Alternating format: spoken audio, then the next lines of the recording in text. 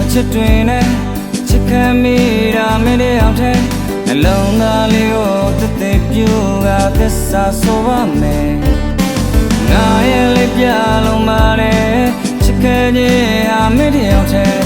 မင်းလိုချဒီငါရဲ့ဘဝလို့လို့တုံးလိုက်လေငါရဲ့ခုံတာဟာမင်းတယောက်တည်းအမြဲတမ်းရှိနေမယ်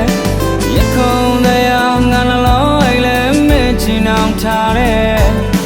ငါကိုကျန်းတယ်လို့သုံးပါကွယ်မင်းလိုချတယ်လို့ပြစ်စင်မယ်ဘဝလုံးသာတွဲမင်းတယောက်တည်းသာငါဖန်ထားပါမယ်